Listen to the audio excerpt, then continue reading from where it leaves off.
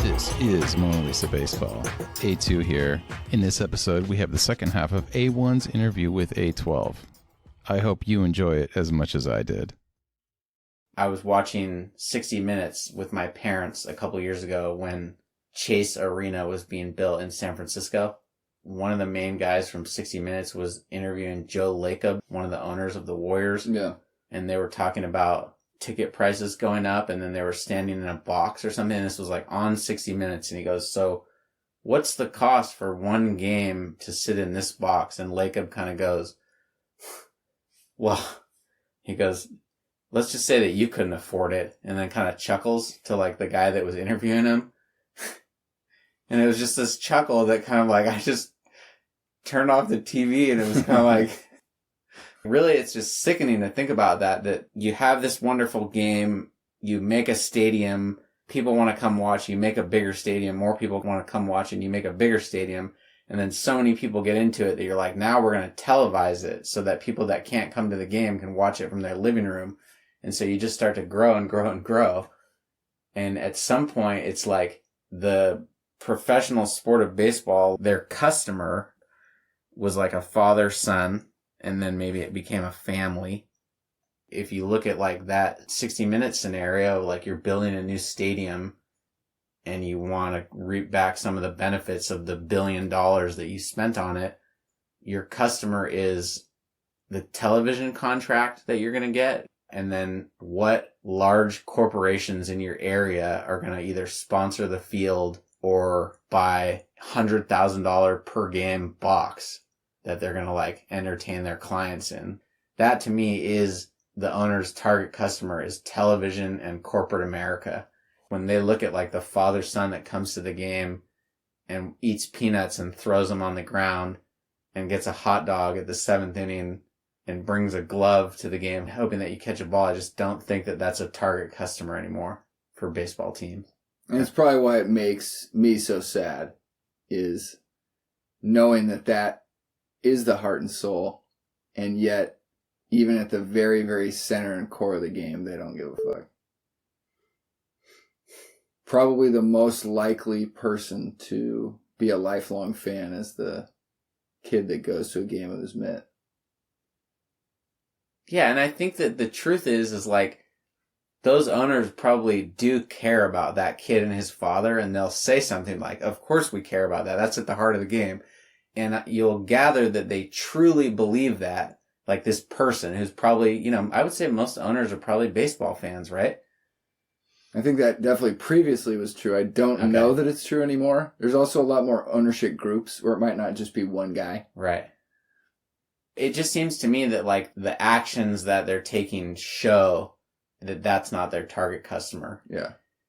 I had a friend that was trying to get some strawberry companies to stop spraying in fields that were next to schools and parks, because they were noticing that like cancer rates in children were higher in the areas next to the fields that they were spraying. So they're asking the strawberry companies, there's a lot of ag here in California, to go organic in the fields that were near schools and parks. And, it's still going on, but just like the feedback that I got from somebody that I know really well that's like having conversations with the CEOs and the presidents of these berry companies is like, we care about our community. And that's sort of like where it would stop. And it's like, yeah, and so what we're asking you to do is this, and it's like, we're aware of that and we care about our community. And then that was it.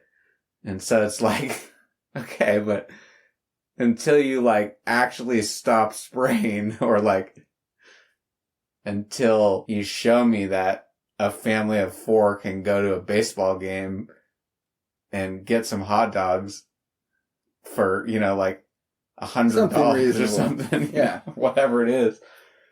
You want to see the owners actually do something about it, but that's hard because try to get people with money to give away their money. Do you think it's possible to make baseball a better sport through changing things? Go with the times, say a little better? People are tired of the 3.5 hour game. it's a valid complaint that, hey, maybe this game's too long, especially when you look back in time and games were twice as quick. Is it possible to make it better by changes? Are there any changes at all, or is it a firm, you got to go with the version that worked itself out through the decades? It got crystallized through actual season after season, really working out the kinks, maintaining its popularity. Can that be improved upon? Yeah, I mean, I look at a lot of these rule changes, and I obviously, I don't know all the rule changes. I mean, most of the rule changes that I am aware are happening are through listening to Mona Lisa Baseball. Yeah. Which I appreciate. Anytime. That I can keep up with rule changes in baseball through this podcast. It's not our... We don't do it with joy. We do it out of necessity. I'll tell you, like, I can kind of break down some of the rules that I look at. And to me, like, the one that you were just talking about, I think it's important to separate the rules and kind of take a look at all of them individually of, like, the changes. I don't have a problem necessarily with the shot clock only because, or the pitch clock, only because the game needs to speed up.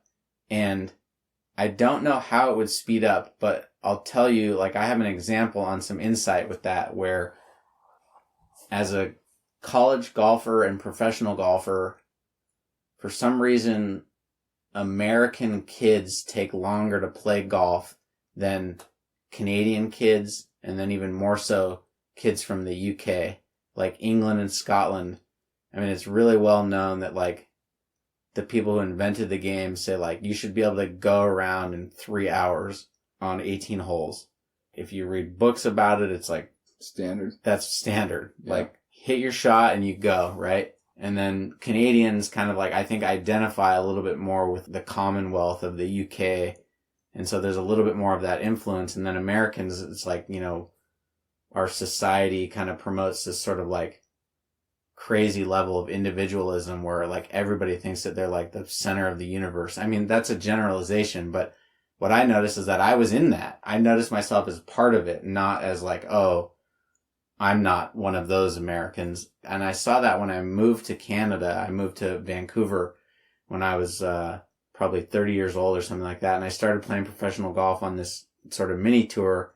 I played on the Canadian tour for 5 years. And then once I sort of got out of professional golf as like my main job, I was playing on the Vancouver golf tour. And I noticed I was one of the slowest players out there.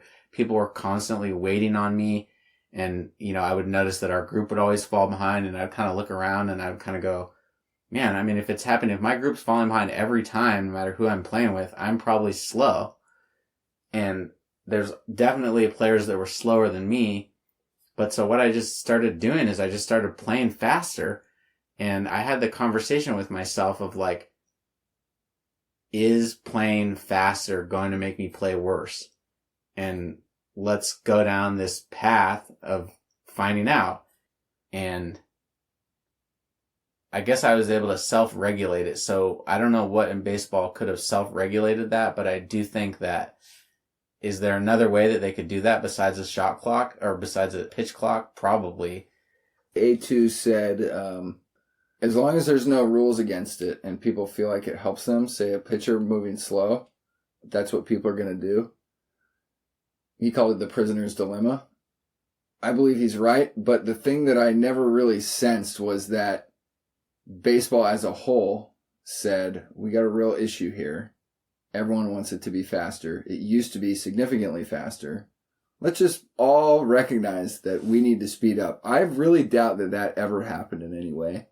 A2 says, horseshit. They definitely tried and it didn't work because people are going to, as long as they think it helps them, they'll move as slow as they want. But some things that factor into the slow game are like an umpire can keep you in the box.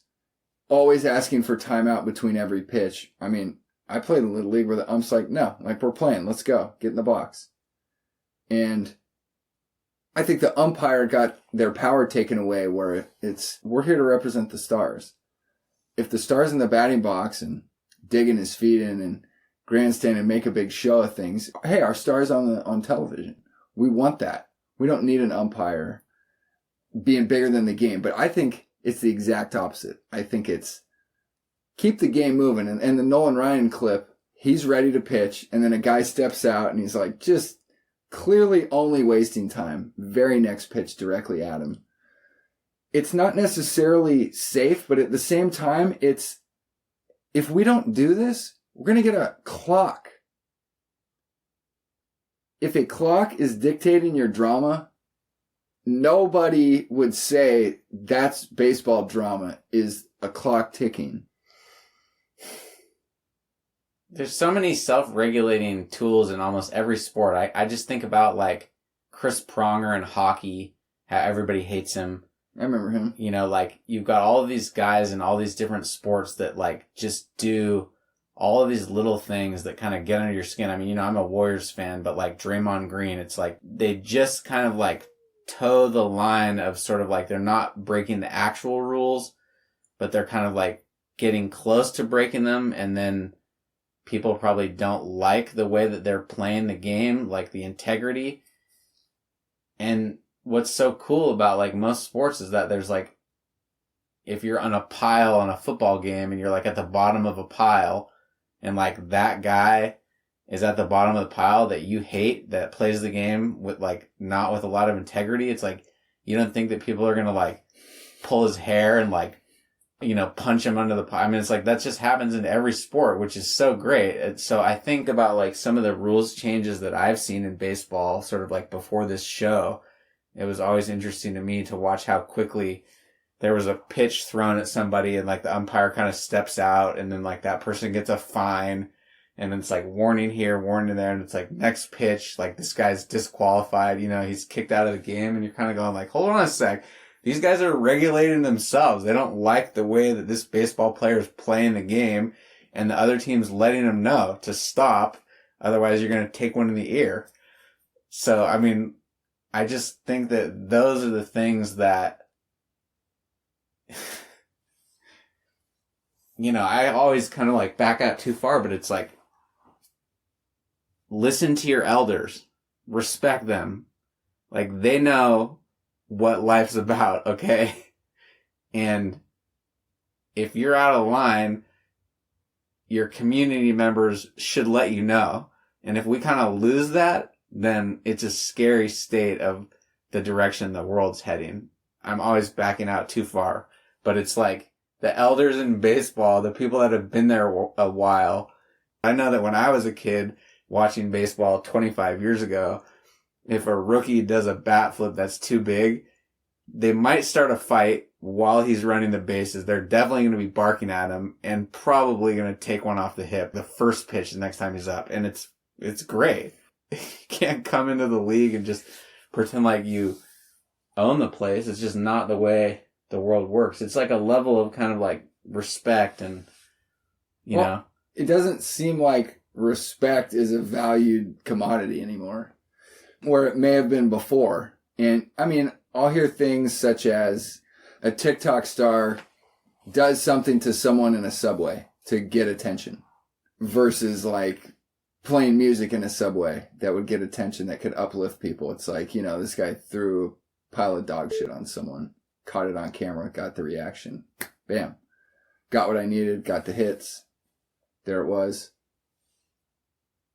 Do you remember the Bautista bat flip? Kind of the original mega bat flip, and it was in Toronto? Definitely. Okay, so I remember you... Did it end with a sock to the face? Not that game. I think next season. Same guy. Okay. Yeah, so... I remember that. So basically, I wasn't hip to it, and I recall you telling me about it, and that it was an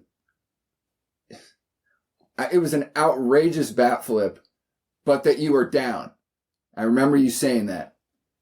So I look into it, and I see the play, and it's ridiculous, and I'm trying to figure out why you would have been down. And then I heard, it was one of the real old school ESPN guys that have been covering baseball many years. He said something to the tune of, and I'll tell you what, that inning was the craziest half inning I've ever seen in my life. So an outrageous bat flip came at a time that had major implications. I believe it was a playoff game.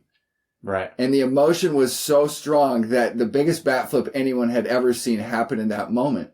That situation, it called for it? Yeah, that situation did actually call for something so extreme. You remember when Terrell Owens had the end zone dance, Sharpie in his sock, and then he signed the football, and people were up in arms? Yeah. It was because he'd planned the celebration kind of above, I'm going to get into the end zone, and then a celebration might happen, but it was planning the celebration before you do the thing. I kind of felt like this guy on the Rangers hits a home run, like his sole purpose is to grandstand. I don't know what I'm trying to say, except Bautista didn't plan that bat flip. When that happened, he crushed one at the right time, and then it was like it was a release. Rangers guys pounding chest the second it's off his bat. It's in the shortest park in the majors. And you got the feeling everything he's doing was pre-planned, hit the home run, and then got to do it. But the thing was, he didn't crush it. He hit a 360-foot fly ball that happened to be a home run in that stadium. I mean, it's really interesting to me, though, because it's like, it doesn't even really matter if you or I thought that it was demonstrative or if they were grandstanding. It's like, if the other team thought that, then the game, it just takes care of itself. You know what I mean? Yeah. And it's like, will they get a guy on first? Like, hopefully they don't do it in like an important time. But like, most of the time what I noticed is that when it really, really deserved it, it was the next time that they were up. Yeah. And then maybe if it wasn't, they could like, I remember waiting until like the next season. It's like, oh, this is an important game. So it's like, we're going to let it go. And then like the 20th game, the next season, that guy comes up and like, what do you know? The first pitch, it's like off his hip or shoulder, maybe. And it's like, so you could see why the Bautista one happened. It seemed like the emotions were so high leading up to that. But I know what you mean where like the Texas Rangers bat flips or whatever he was doing, it could have seemed like forced. You know what I mean? Yeah. Like, he's like, I'm going to show these guys up. Watch this or something like that. Watch me show them up. Yeah. And I don't even know what the rules are with hitting players, but now it seems like, if you hit somebody like that. Like you can't cross the line enough to get beaned. Is almost where we've made it to. Or like managers like unwritten rules are stupid, that sort of thing. That sort of mindset. There's no space for unwritten rules in sports. I don't know. I mean, now is it like they're making so much money in games that if the guy gets kicked out of a game or say like he throws at somebody's head and gets a 1-game suspension, then the pitcher's going to lose $100,000 and it's like, it's not worth it. It's like, I think just like 100 years ago or something like that, they just regulated the rules internally, and if you grandstanded somebody, you got thrown at, and then you ran out of first base. It's like, don't do that again because you're going to catch one. And then, even that like has a backup, which I think is great of like, well, if you hit somebody, then you're putting a runner on. So maybe we don't want to do that. It goes back and forth where it's like, it's just so well balanced, perfect. Silly, yeah. And it's like, we know, like that guy really, we do not like him and we're going to let him know. It's like, well, that guy might score. You might lose this game. It's like, yeah, we know, but you just, it's to protect the game. We're saying self-regulating is better, but is it clear why? Did you watch the Super Bowl this year? I did. So there was a controversy about the way the rules changed. And if the 49ers won the coin flip, they had an option to choose if they wanted the ball or not. But the rules in the Super Bowl had changed from the year before. So there was some slight uncertainty. So the teams might not have made the best decision for them to win the game because there was slight uncertainty of the rules. I think in baseball that keeps coming up in my mind where if we keep making rules to patch another hole and not let it be self-regulatory and then come up with a new rule and then find a little gap in that and then plug it with another new rule, you're going to get to a point where maybe in important games something happens on the field and at some point you're kind of stopping to play baseball and you go, wait, what's the rule now? Or before it couldn't get more clear cut. throw the guy out before he gets there, or you dive into the base if you think it counts, or if the catcher's in the way, you run through him. That's what I think I love about the self-regulatory part is we're playing the same game for decades and there is no murky ground. You don't have to worry about what may have changed last year. And I think self-regulating rules keep you in that. You're kind of talking about like the flow of the game again, right? I mean, that's sort of what it feels like, that there's a flow to playing a game.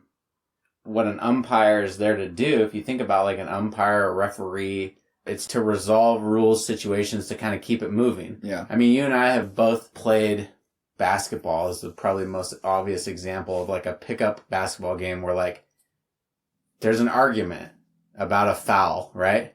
And like usually if you're playing with friends, it's usually not at the beginning of the game. It's like at the end of the game when like the stakes are on the line and then something happens. And then like if you don't know the people very well, it's like, are you kidding me? Like that wasn't a foul. And there's like an argument, right? And so you have these games and then you have like a referee or an umpire that kind of goes like, no, like this is what happened. Everybody back, it's like, that's BS. And it's like, hey, we've got this person here to make these decisions, to kind of adhere to the rules and keep the whole thing moving, right? The human role of an umpire or referee is sort of like getting smaller. It's trying to become more automated. And, you know, they say a computer could do my job better than I can damn do it. And that's fucked up. Yeah, it's just, computers aren't always better than humans. You know what I mean? For human activities. It's like they might make decisions with less emotion. You know, they might not make mathematical errors as much, right? I mean, like there's things that computers do better than humans, but you know, a sport is really just another word for a game. And I want to just like leave it. It's like, I'm going to a baseball game, right? It's a game. What is the point of a game? To me, it's like to make you better at life. You come across situations that are similar to what situations you might face in life. And if you face them enough times in a game, you've been around situations where you have to make a tough decision or you have to do something where there's a lot of pressure on the line and you're the guy that has to do it. And can you rise to the occasion? And then all of a sudden, you know, you do that in the game and then you come across that situation in real life when it really matters. And you've been in that space of, I know what it feels like to have pressure.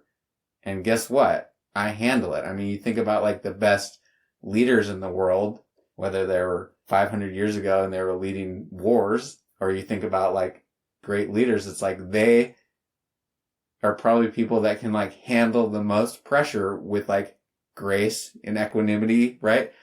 And I think that when you kind of go back to like the Olympic Games and why those were created, it's like to get us ready for battle, right? When we're not in war, we can be thankful for it and we're getting ready and we can like kind of, our youth can engage in these games that like simulate battle, right? And then maybe as like evolution moves on, our games are getting more complicated. I mean, I would say, you know, baseball, even though we talk about it being a simple game, it's probably not as simple as a fight, right? Mm-hmm.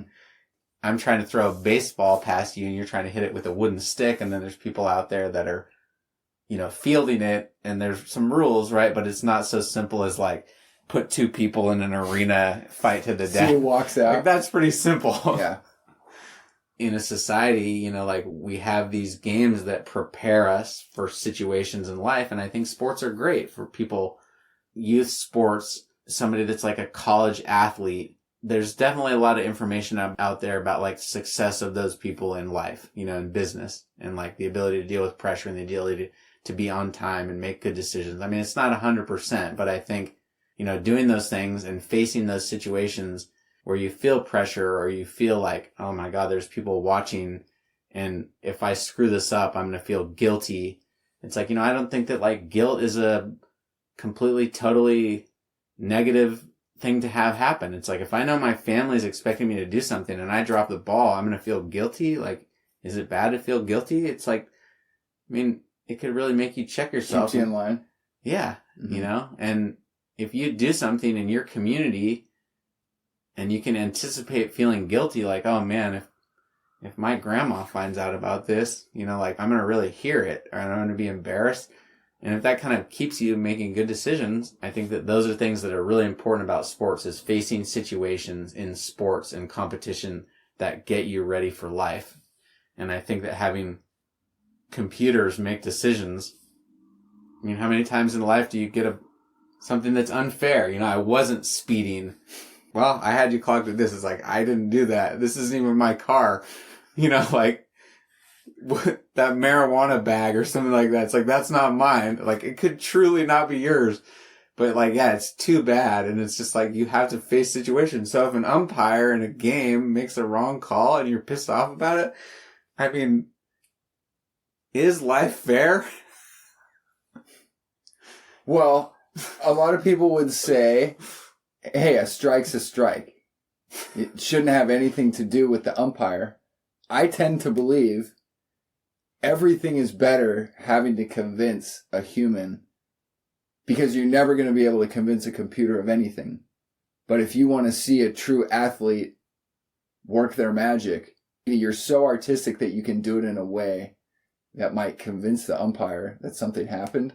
I think that's magical, and that's a lot more interesting than computer got every call right tonight.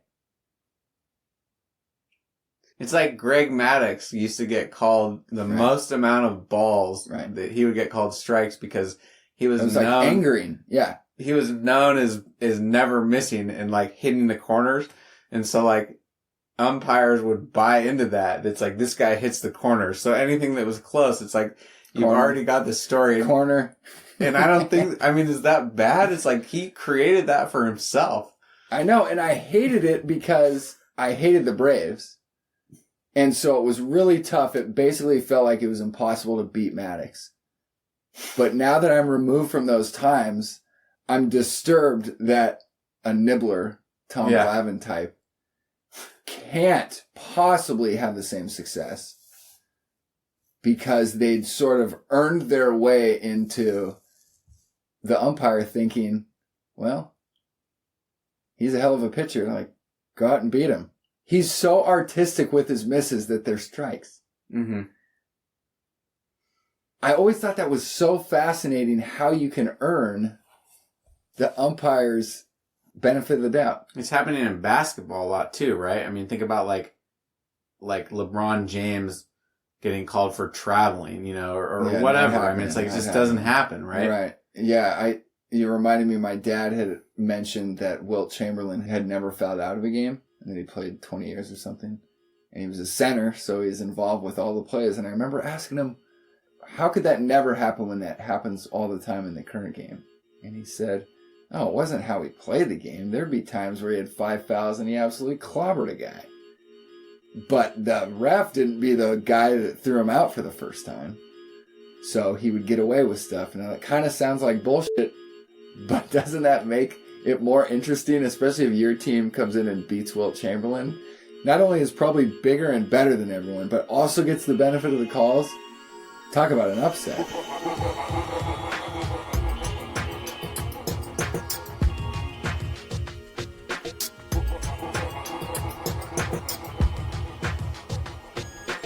We care about our community.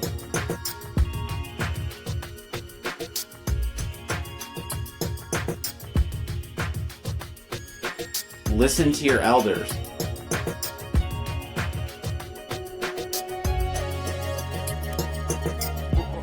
What is the point of a game?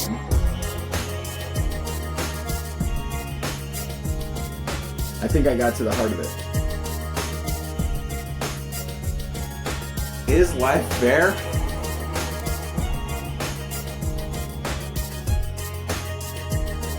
We don't do it with joy, we do it out of necessity.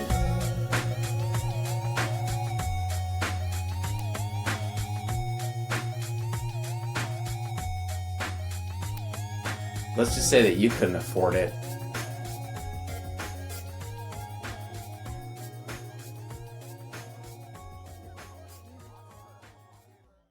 And then that was it.